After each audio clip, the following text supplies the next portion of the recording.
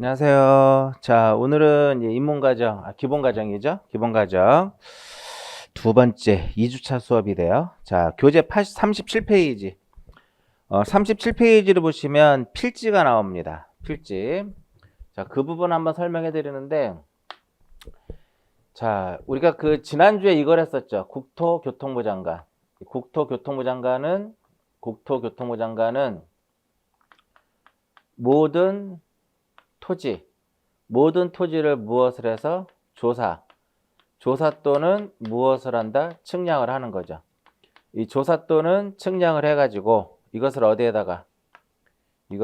지적 공부에다가 무엇하는 것? 지적 공부에 등록한다라고 말씀을 드렸어요. 그래서 일단 여기서 가장 핵심은 국토교통부 장관은 모든 토지를 등록할 수 있는 그 권한을 가진 사람 누구? 국토교통부 장관이다. 자, 그러면 이 토지라고 하는 것이 뭘까요? 이 토지라고 하는 것은 국가의 통치권이 미치는 모든 영토죠. 이 국가의 통치권이 미치는 모든 영토를 무엇이란다? 토지다라고 얘기를 해요. 그래서 이거 자체를 물어보진 않을 거예요. 그 토지가 무엇이냐라고 물어보지는 않을 겁니다. 시험에서는. 국가의 통치권이 미치는 모든 영토를 의미하는데 용어할 때 설명해 드렸었죠. 용어할 때 설명해 드렸듯이 이렇게 국가의 통치권이 미치는 그 모든 영토라 함은 무엇을 의미하는 것이다? 한반도 플러스 그 부속 도서를 무엇이란다? 토지다라고 얘기를 해요. 그러면 이 토지를 이제 지적 공부에 등록을 해야 되겠죠. 이 토지 자체를 공부에 등록했을 때 토지의 등록 단위를 우리는 무엇이라고 한다? 이것을 우리는 필지다라고 얘기를 합니다. 필지. 그러면 지적 공부에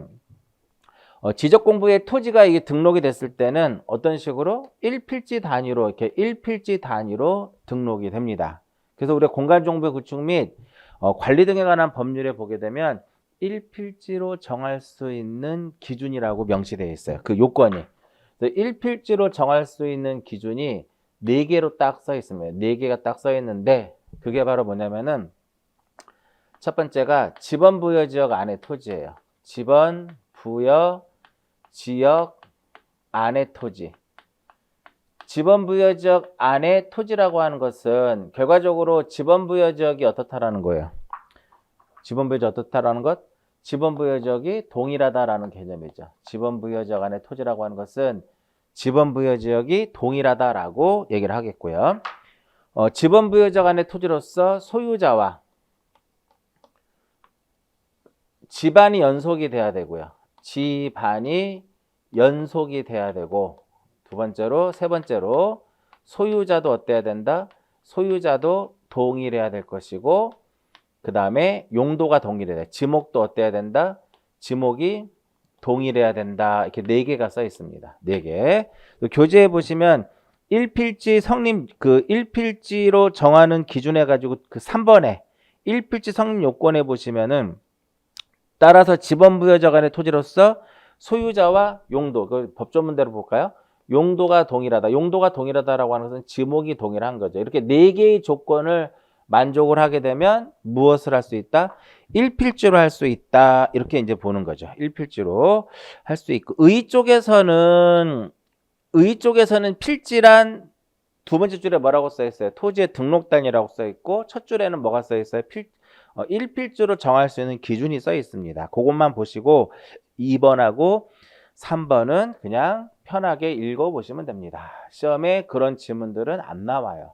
자, 공간정보의 구축 및 관리 등에 관한 법률은 100% 법조문에서 인용되는 어떤 용어라든지 어떤 문장으로 시험에 나오지 개인적으로 만든 지문들은 절대 나오지 않습니다. 뭐 절대라는 건 좀 그렇지만 거의 99.9% 10년치 기출을 분석을 해보면 그런 거 없습니다. 그러니까 제가 정리하는 부분만 여러분들 따라오시면 돼요. 그러니까 지번부여지역이라고 하는 것은 지번을 부여하는 단위지역으로서 리동 또는 이에 준하는 지역이다. 여기서 리동의 개념은 법정동이다. 한번 체크해서 보시면 되겠고, 그 다음에 집안이 어때야 돼요? 연속이 돼야 되고, 소유자도 동일해야 되고, 용도도 어때야 된다? 동일해야 된다 이겁니다. 그렇다면 이렇게 되는 거죠. 지번부여적이 다르거나 집안이 연속되지 않거나 소유자가 다르거나 용도가 다르면 1필지 성립이 안 된다는 겁니다. 이해하셨죠? 타이틀의 1번 정도씩만 그냥 쭉 보시면 될 것 같아요. 그래서 그 다음에 쭉 다음 페이지로 보시면은 이거 외에도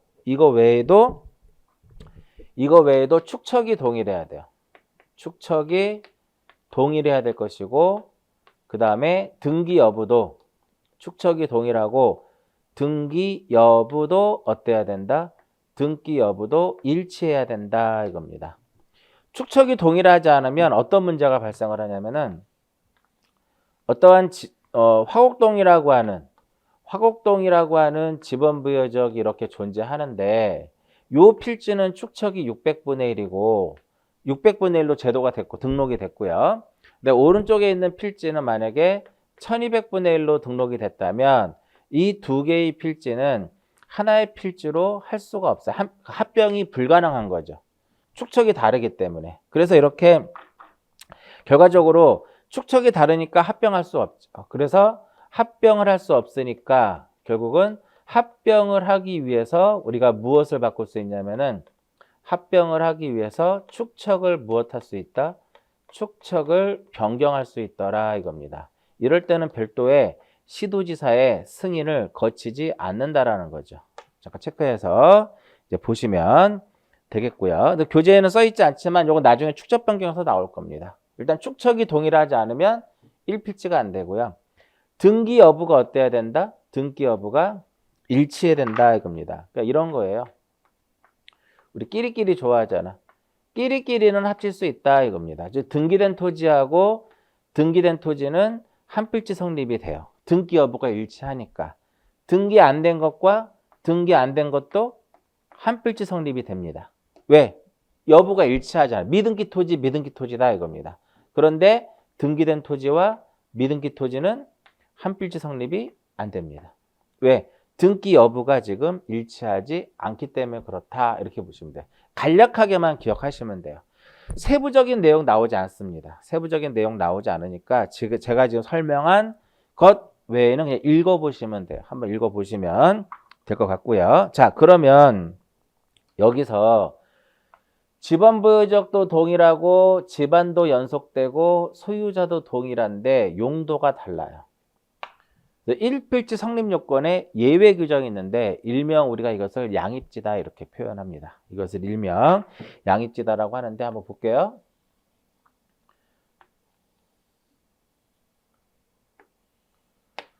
자, 이와 같은 지역이 있는데 이와 같은 지역이 어디냐면은 화곡동입니다.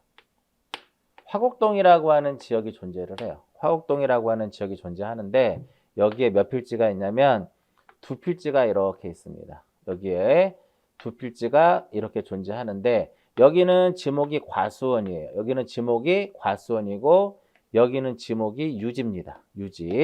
유지라고 하게 되면 일단은 화곡동이라고 하는 지번부여적이 존재한단 말이에요. 이 과수원과 유지는 화곡동이라고 하는 지번부여적 안의 토지죠. 그러니까 지번부여적이 동일하죠. 그리고 두 개가 붙어 있으니까 집안이 어떻게 되어 있어요?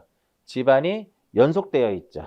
연속되어 있고 여기 소유자 A고 여기 소유자도 누구다? A니까 이때는 소유자도 어때요? 소유자도 동일한데 여기는 지목이 과수원이고 여기는 유지니까 지목이 지금 동일하지 않더라. 이런 이제 현상이 발생한 거죠. 자, 이랬을 때 이 과수원을 우리는 무엇이라 그래요? 이 과수원은 이 과수원을 주된 용도, 이 과수원을 주된 용도의 무엇이라고 한다? 주된 용도의 토지다라고 얘기를 하고요. 여기서 유지를 종된 용도의 토지다라고 얘기를 하게 되면 이때 유지를 이 종된 용도의 토지를 주된 토지에 무엇을 시킨다라는 거예요? 종된 용도의 토지를 주된 토지에 무엇을 해서 편입을 시키겠다 이거죠. 편입을 시켜가지고 이렇게 해서 몇 필지로 하겠다? 1필지로 할 수 있다 이거죠. 1필지로 할 수 있다. 그랬을 때 이 종된 용도의 토지를 일명 우리가 무엇이라고 하냐면은 이것을 일명 양입지다라고 얘기를 합니다. 그러면 편입이 되기 위한 기본적인 요건을 갖춰야 돼요. 그 어떠한 요건을 갖춰야 되느냐면 교재에도 써 있듯이 이 종된 용도의 토지가 주된 토지에 무엇을 제공해야 되냐면은 편의를 제공해야 돼요. 편의를 제공하기 위해서 설치된 도로라든지 국어 등의 토지여야 된다 이겁니다. 이 과수원을 하기 위해서는 물이 필요하잖아요. 그러니까 유지라고 하는 것은 좀 이따 이제 지목을 설명해 드리겠지만 유지라고 하는 것은 물이 고이는 곳이란 말이에요. 그 물이 고여 있으니까 과수원이 물이 필요하면 유지해서 물을 퍼서 물을 줄 수가 있잖아요. 나무에다가. 그렇기 때문에 편의를 제공할 수 있다 이겁니다. 그리고 이 종된 용도의 토지가 주된 토지에 무엇이 되어 있어야 돼요? 접속되어 있거나 둘러싸여 있으면서. 그럼 보세요. 접속되어 있거나 둘러싸여 있다. 지금 접속되어 있죠. 그럼 이렇게 되어 있으면 둘러싸고 있는 거죠. 여기가 과수원이고 여기가 유지면은 이 과수원이 유지를 둘러싸고 있는 거죠. 그러면 접속되어 있거나 둘러싸여 있다라고 하는 것은 집안이 어떻게 되어 있다? 연속되어 있더라 이렇게 되는 거죠. 이해하셨나요? 이러한 요건을 갖추게 되면 이 종된 용도의 토지를 주된 토지에다가 편입을 시켜가지고 한 필지로 할 수 있다 이렇게 이제 표현이 되는 겁니다. 자, 이렇게 편의를 제공하고 이렇게 둘러싸여 있고 하나 빠졌네. 접속되어 있거나 둘러싸여 있으면서 주된 용도와 어때야 돼요? 다른 용도로 사용하고 있어야 된다 이겁니다. 다른 용도로 사용하고 있어야 된다 이겁니다. 다른 용도로 사용하고 있어야 된다. 얘는 과수원이고 얘는 유지잖아요. 다른 용도로 사용하고 있죠. 이러한 것들이 양입의 무엇이다? 제한이다. 그런데 이러한 요건을 갖춘다 하더라도 경우에 따라서는 양입을 시키지 않는다. 즉 양입의 무엇이냐면 제한 사유가 있는데 법에 보면은 이 제한 사유가 총 3개가 있습니다. 제한 사유가 3개가 있는데 이 셋 중에 한 개라도 해당이 되면 양입이 안 돼요. 그래서 이 종된 용도의 토지의 지목이 무엇이거나 대이거나 돼. 그럼 이렇게 과수원 이렇게 했는데요. 과수원 이렇게 했는데 여기에 주거용 건축물이 있어. 이 주거용 건축물의 지목은 대거든요. 이 대는 이 과수원으로 편입이 안 됩니다. 그리고 너무 넓어도 안 돼요.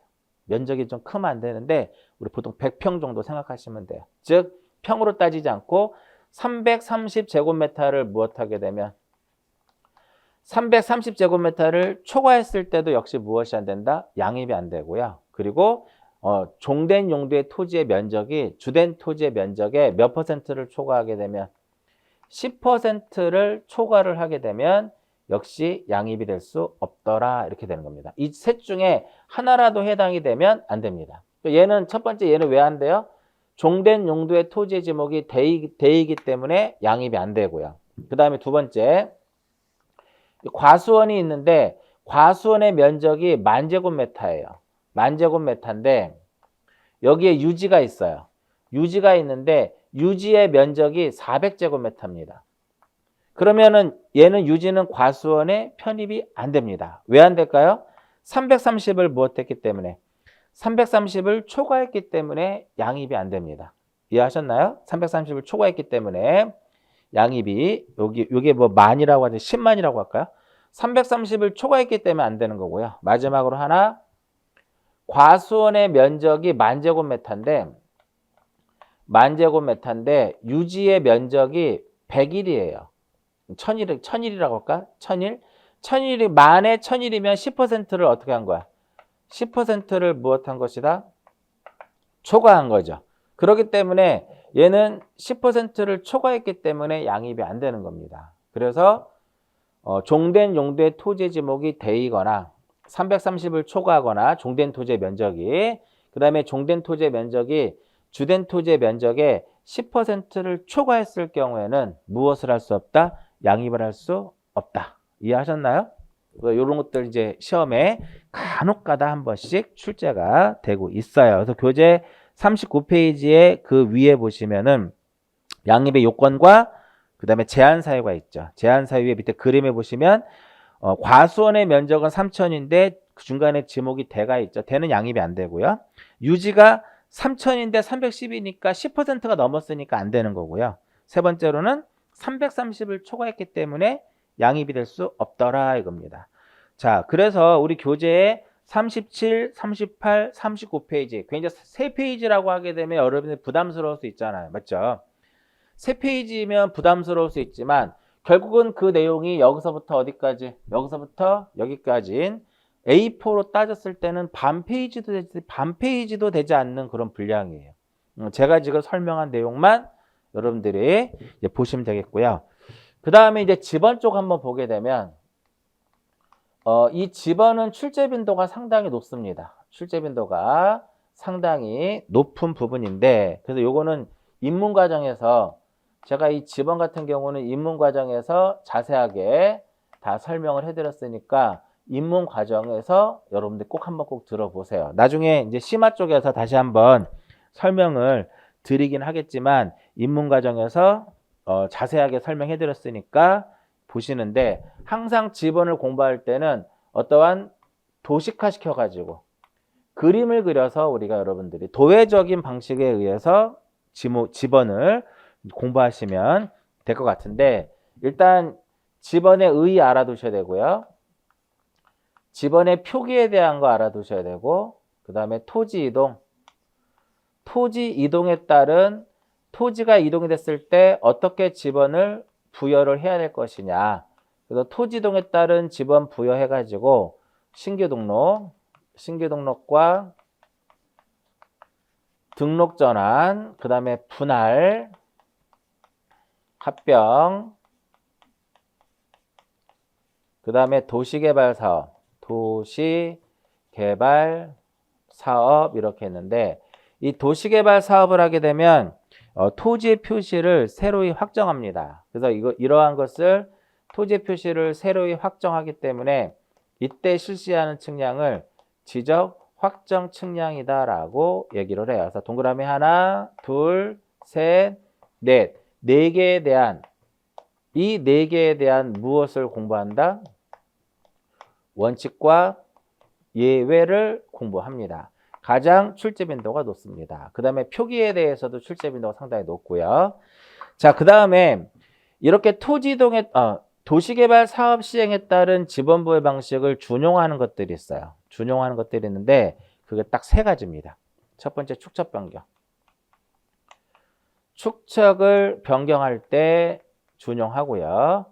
지번을 변경할 때 준용하고 행정구역 개편, 행정구역의 개편으로 인해 가지고 지번을 새롭게 부여할 때도 이를 준용합니다. 그 다음 토지동에 따른 지번 부여를 공부하다 보면 말소되거나 폐쇄된 지번이 발생하는데 이것을 결번이라고 그래요. 이 결번이 발생을 하게 되면 결번대장에다가 그 결번을 기록하고 영구히 보존하도록 되어 있고요. 이 지번이라고 하는 것은 순차적으로 부여가 돼야 되거든. 근데 순차적으로 부여되어 있지 않았을 때는 지번을 무엇을 한다? 지번을 변경하도록 되어 있어요. 이때 지번 변경은 지적 소관청이 합니다. 그런데 지번 변경을 할 때는 시도지사의 무엇을 얻어야 된다? 시도지사의 승인을 얻어야 된다 이겁니다. 이 정도만 여러분들이 지번에서 보시면 돼요. 의의는 39페이지 의의는 설명해 드렸고요. 자, 40페이지에 지번 부여 효과 그냥 읽어보시면 됩니다. 뭐 위치도 파악할 수 있고 특정화 시킬 수 있고 개별화 시킬 수 있고 우편 배달도 가능하고 뭐 이런 건데 시험 안 나와요. 그 다음에 표기와 구성. 표기와 구성은 요 부분입니다. 이 부분이기 때문에 잘 보시면 되겠고요. 그 다음에 지번 부여 방식 4번 해가지고 부여 단위 오른쪽에 중간에 41페이지 중간에 기본 위치 다음 페이지 42페이지에 진행 방향 기후식 단지식 시험에 잘 나오지 않습니다. 그래서 일단은 여기서는 4번 우리 교재에 보면 4점 이렇게 있는 이 부분은 일단 무시하고 보세요. 무시하고 가도 상관이 없고, 그 다음에 보시면 4점에 보면 지번 부여 방식이라고 써 있죠. 근데 거기 보면은 언제 시험에 출제됐다라고 한 번도 언급이 되어 있지 않아요. 그만큼 시험에 안 나온다는 소리입니다. 왜? 법에 명시되어 있지 않기 때문에. 물론 나올 수도 있는데 어느 정도 이제 공부하다 보면 내공이 쌓이면 될 것 같아요. 이 부분은 안 보셔도 되고요. 그럼 이게 우리 교재의 기본서 여기 5번입니다. 교재 43페이지에 보시면 토지 이동 시에 지번 부여해가 거기서 다 여기서 시험에 나오는 거예요. 이쪽에서 다 시험에 나오는 거니까 보시고 쭉 넘겨셔가지고 46페이지를 보시면 이제 뭐가 나와요? 지번 변경이 나옵니다. 그 지번 변경도 거의 한 페이지인데 핵심은 바로 뭐냐면은 지적소관청이 시도지사의 승인을 받아가지고 지번을 무엇할 수 있다? 변경할 수 있고, 마지막 페이지 마지막 줄에 보시면 이 도시개발 사업 시행에 따른 지번 부여 방식을 준용한다라고 써 있습니다. 지번 변경 사유 안 보셔도 됩니다. 그냥 읽어보시면 되고요.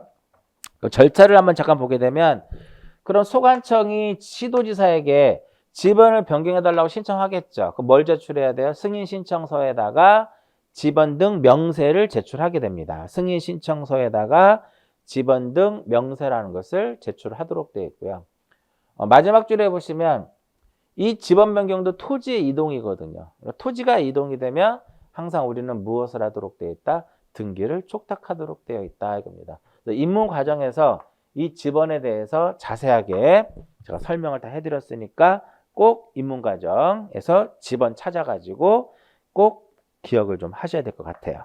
여기까지 해서 이제 지목이 나오는데 지목은 뭐 1시간 정도의 어떤 분량이 되기 때문에 잠깐 쉬었다가 지목으로 들어가도록 합니다. 잠깐 쉬었다 하겠습니다.